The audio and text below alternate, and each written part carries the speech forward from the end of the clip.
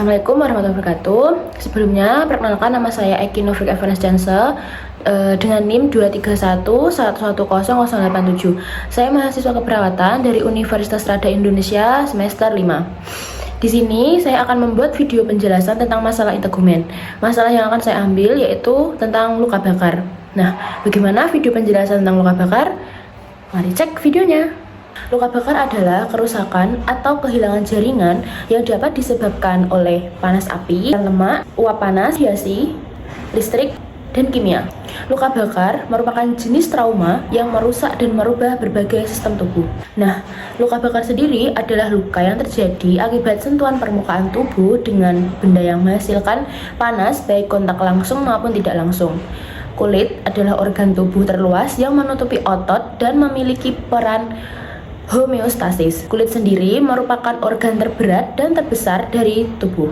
Nah, bagaimana sih patofisiologi pada luka bakar? Pajanan panas yang menyentuh permukaan kulit mengakibatkan kerusakan pembuluh darah pada kapiler kulit dan peningkatan permeabilitasnya. Peningkatan permeabilitas ini mengakibatkan jaringan edema dan pengurangan cairan intravaskular. Kerusakan kulit akibat luka bakar menyebabkan kehilangan cairan terjadi akibat penguapan yang berlebih di derajat 1, penumpukan cairan pada bula di luka bakar derajat 2, dan pengeluaran cairan dari keropeng luka dari derajat 3. Gimana fase luka bakar? Fase luka bakar dibagi menjadi 3 fase. Yang pertama, ada fase akut, fase subakut, dan fase lanjut. Bagaimana penjelasan ketiga fase tersebut? Sini aku jelasin. Yang pertama ada fase akut atau fase awal.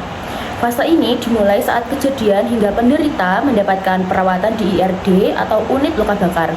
Seperti penderita trauma lainnya, penderita luka bakar mengalami ancaman gangguan airway atau jalan nafas, breathing, mekanisme bernafas, dan burn.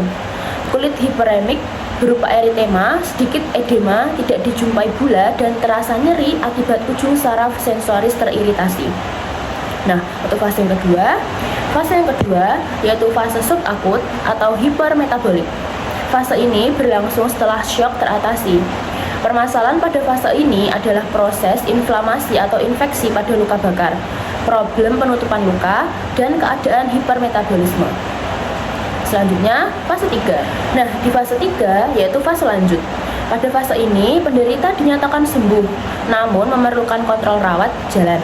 Permasalahan pada fase ini adalah timbulnya penyulit seperti jaringan parut yang hipertrofik, keloid, gangguan pigmentasi, deformitas, dan adanya kontraktur. Berapa derajat sih kedalaman luka bakar? Derajat kedalaman luka bakar dibagi menjadi 3 derajat. Yang pertama ada derajat 1, derajat 2, dan derajat 3. Nah, berikut penjelasannya. Nah, pada luka bakar derajat 1, kerusakan jaringan terbatas pada lapisan epidermis atau epidermal. Permukaan luka berbecak merah dan sebagian putih. Pada luka derajat 1, permukaan luka berbecak merah dan sebagian putih karena variasi vaskularisasi. Luka biasanya terasa nyeri, namun tidak sehebat derajat 2 yang dangkal. Luka bakar derajat 2 yaitu kerusakan yang meliputi epidermis dan sebagian dermis berupa reaksi inflamasi disertai proses eksudasi. Pada derajat ini terdapat bula dan terasa nyeri akibat iritasi ujung-ujung saraf sensoris. Yang pertama biasanya itu dangkal dan dalam. Pada luka bakar derajat 2 dangkal, kerusakan jaringan meliputi epidermis dan lapisan atas dermis. Kulit tampak kemerahan, edema, dan terasa lebih nyeri daripada luka bakar derajat 1. Nah, yang terakhir yaitu luka bakar derajat 3. Kerusakan jaringan permukaan N yang meliputi seluruh tebal kulit hingga jaringan subkutis, otot, dan tulang. Tidak ada lagi elemen epitel dan tidak dijumpai bula. Kulit yang terbakar berwarna keabu-abuan pucat hingga warna hitam kering nekrotik. Terdapat eskar yang merupakan hasil koagulasi protein epidermis dan dermis. Di sini selanjutnya saya akan menjelaskan tentang penata laksanaan pada luka bakar. Penanganan pertama sebelum ke rumah sakit dengan menyingkirkan sumber luka bakar tanpa membahayakan penolong. Kemudian, penata laksanaan mengikuti prinsip dasar resusitasi trauma. Yang pertama, lakukan survei primer singkat dan segera atasi permasalahan yang ditemukan. 2. Singkirkan pakaian dan perhiasan yang melekat di tubuh kita. 3. Jika pernafasan dan sirkulasi telah teratasi, lakukan survei sekunder. Di sini saya akan menjelaskan tentang dermatoterapi pada luka bakar.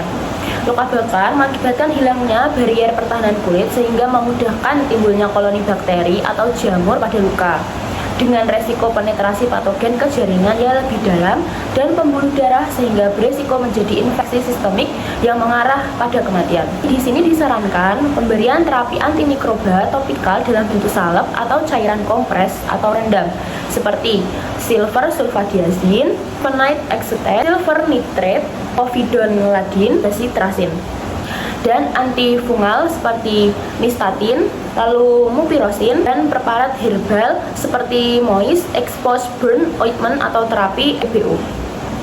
Nah, itu tadi sedikit penjelasan dari saya terkait masalah integumen, yaitu luka bakar. Bila ada kesalahan, baik yang saya sengaja maupun tidak disengaja, saya mohon maaf dan terima kasih sudah menonton. Bye-bye.